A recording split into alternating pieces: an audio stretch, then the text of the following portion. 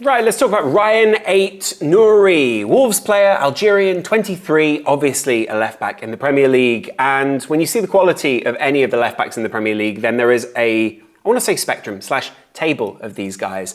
I would say he falls into that second tier of underestimated, probably slightly lower expectation from their fans than maybe other teams have. But then that's perfect. Andy Robertson very much fitted into that. Kostas Tsimikas very much fits into that. And both of those guys have gone on to do a range of great things. Andy Robertson obviously at the higher end of that, and Kostas Tsimikas at the middle end of that. But with the rumours that Kostas Tsimikas could be on his way back to Greece, obviously looking for more game time, and Andy Robertson having suffered a couple of injuries, probably getting on towards the later end of what he's able to do. Not that I'm underestimating him or trying to undermine him, but in terms of pace, power, getting up and down the touchline, which is probably the biggest wearing factor for any of these fullbacks, means that Liverpool need to look at a very immediate replacement. And while there was chat of Liverpool bringing in a left-sided centre-back who would slip out wide and then back inside when Virgil van Dijk ultimately had to move on from Liverpool, there is now talk of a dedicated left-back. And everyone likes his profile. Like, I was just chatting with Jamie a couple of minutes ago, he's kind of that Anthony Robinson level in the Premier League. There is this idea that he is really good in attack, but also because he played for such a defensive team last year in Wolves and then transformed into a slightly more attacking team, he's able to do both things. It's kind of difficult in any way to profile any player coming into Liverpool. And I will caveat all of this with the fact that because Liverpool fans are so voraciously hungry for any signing at this point, and if they'd have signed someone like, say, a Martin Zubimendi, this signing would be framed in a very different way. But the fact that it could be Liverpool's first significant outfield signing in this era means that people are probably being a little bit too harsh, but also probably not looking at the long-term ramifications of what Liverpool are trying to achieve right now. First of all, replacing Andy Robertson or filling those boots, Liverpool one side, Ait-Nouri the other, is a big task. It's a real challenge to basically follow on from the most legendary left-back of the Premier League era for Liverpool. A guy who's won it all, a guy who was very much relied on in terms of the physicality and leadership that he showed within the team, but was also a charismatic dressing room figure who had a great relationship with Trent, who had a good relationship with Hendo, who clearly got on with all the guys up front, who was very willing to put a boot in, who was a protective force and element within the side.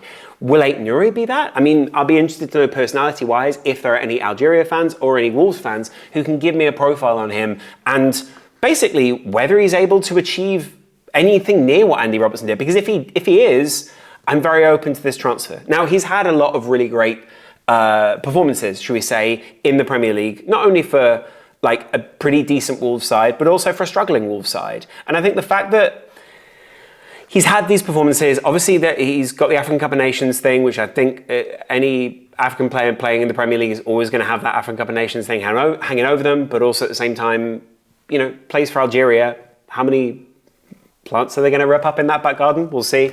And also the fact that he's made a significant number of appearances, but not enough for anyone to kind of go, oh, this guy's a guy that we must put our name on. I think he's had like 30-something appearances for Wolves in the Premier League.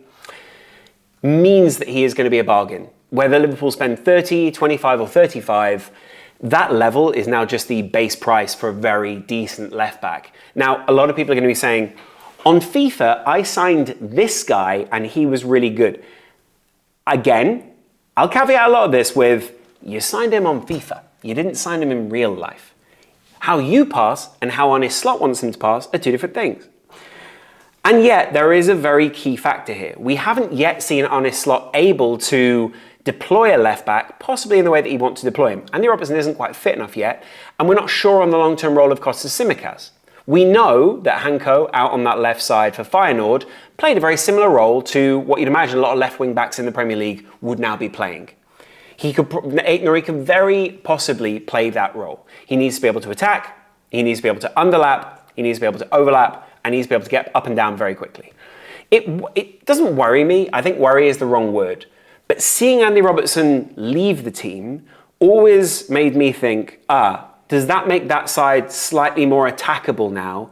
Does that maybe open up Virgil van Dijk a little bit more on that side because the recoveries that Andy Robertson was able to do, because he was clearly a scary figure to approach in the first place. Although I think, there were plenty of times where people got past him because he was halfway down the field or, for whatever reason you want to find. I think now what we're tasking someone with is not only an understudy role, but basically staking a claim for that first team shirt. And that's a really big task for anyone. I think he's capable of it. I would also caveat all of this with the fact that Andy Robertson is still very much at Liverpool and wanting to remain at Liverpool. With this being, how much longer can I extend my career at the very top level? Obviously, he's captain of Scotland. Obviously, he's a great player for Scotland. And obviously, he's been a fantastic player for Liverpool. But I also think it's just worth acknowledging here. Like, when Liverpool bring in a new left-back, he needs to have these other factors that I think we've pretty much taken for granted over the last few years. And we really noticed that they weren't part of the team when Andy Robertson wasn't in the side. Teams would often massively overestimate what Andy Robertson was capable of, whilst also just perfectly judging his footballing ability. He was a fantastic left back, but he was also a fantastic assister. People forget how long he was basically up there with Trent in terms of assists, because he could swing a ball in, and Bobby Firmino was on the other end of it, because Mo Salah was on the other end of it, because Sadio Mane was triggering some sort of press or moving little bits around out there on the field. There are big implications of moving on from one of your legends.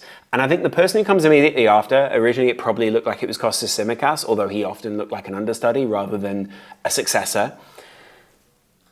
That was always going to be a hard yardstick to be judged by. And you know what? Even in watching Mamardashvili over the last few days, in watching him make saves, in watching him distribute the ball, I just remember going, there's not that technique that Alisson has, though, is it? Like, it's not that version of goalkeeping.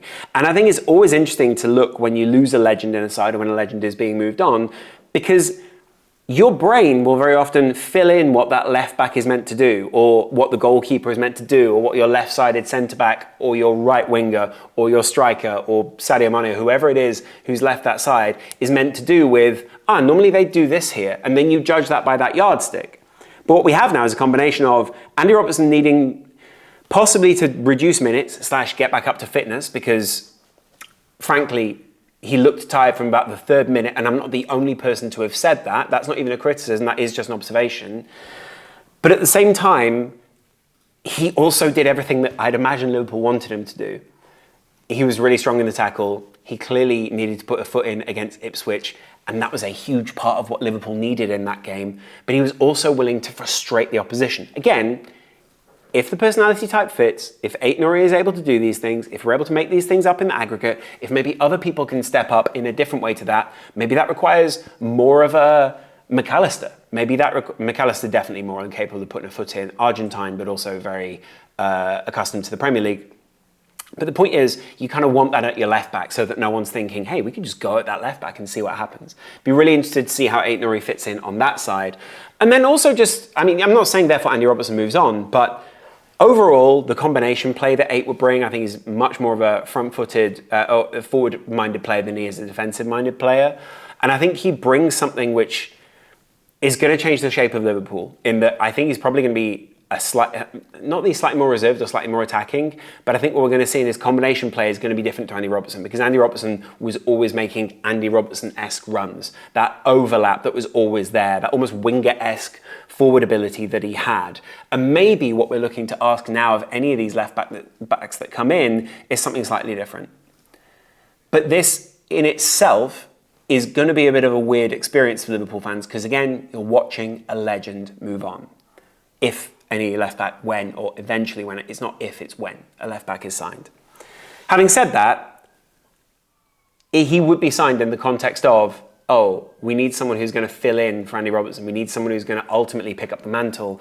And maybe at any point in the season, we're going to see him pick up, and hey, who knows what comes next? Like, will Andy Robertson be able to make his way back into the team?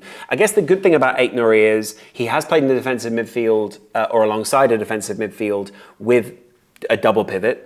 Fantastic. He is able to cut inside. He does have that Andy Robertson / Tsimikas element of being able to get assists, being able to hang a ball up, being able to combine with McAllister. Again, McAllister on the weekend, and this is very much a one-off thing, so it's not a massive sample size, but he got a lot of criticism, and I think from very reputable places. We're talking Neil Atkinson, Anfield Redmen, all those kind of places, because he did look like he needed. He wasn't quite at the brief that we needed him to be. But I also felt like that was partly because Andy Robertson immediately behind him wasn't quite in the place that he needed to be. And Diaz looks very progressed in this Liverpool team, leaving a lot of responsibility on those people immediately behind. I think it definitely has an impact on that left-sided midfield player, either at the base of the double pivot or, depending on if we play a 10 in that area, who that's going to be. And it probably impacts... Sadly, I think Zubimendi would have made this signing look even better. But I think now Liverpool need to go out there and find someone else, because ultimately we will need one more midfielder, especially if Tyler Morton's going to be leaving. And we will probably need some cover at centre-back, especially if Sepp van den Berg is going to be leaving, for these areas. I think it makes for a really exciting last 9-10 days of the transfer window for Liverpool, but I think it also means that we're probably shopping in that area that we expected Liverpool to be shopping in anyway, which is trying to find value in the market where it's not at the very top level, but we will have some money to spend. And I think a really big part of this is Liverpool are about to sell Sepp van den Berg for between 20 and 30 million. They managed to get 25 million for Fabio Carvalho. Bobby Clark is going out the door for 10.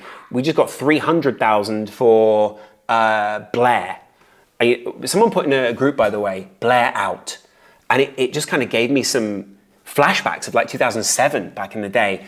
And for some weird reason, Gordon Brown popped into my head. Anyway, the point is, I think he's a great signing. I think not only does it say a lot about Liverpool's transfer policy that they were not at any point, I think, looking for a statement signing. Zubimendi possibly looks like a statement signing, but he's not the kind of like flashy flagship guy that you would think. I definitely think it's a statement to get him, but I don't think it's like, oh, they're signing these kind of guys now. I think it very much follows the filant of what we were looking for before. And the weird thing is, I think he definitely looks like a Klopp signing. He's got the kind of trustable personality type, face, and that was an interesting thing. I saw that Ian Graham interview the other day. I'm looking to get Ian on my channel, where he said Michael Edwards and Jurgen Klopp agreed on the profile of player they were looking to sign, whereas Brendan Rodgers did not agree so much with Michael Edwards in a lot of that profiling. So it gives me a bit of confidence in that people were like, well, maybe they'll sign different players now that Klopp is gone. I certainly think Klopp got a lot more transfer steer before, worth mentioning this, when Michael Edwards was gone, but I don't necessarily think it means we're going to look for all that many different style or types of players if we're looking to maintain the intensity. Definitely good for pressing, Aït-Nouri. If we're looking to maintain a style and a personality and a character type that we were before. And so, whilst it will be different than seeing Andy Robertson, because I think Andy Robertson is a unicorn, I think Aït-Nouri would actually fit very well into this Liverpool side.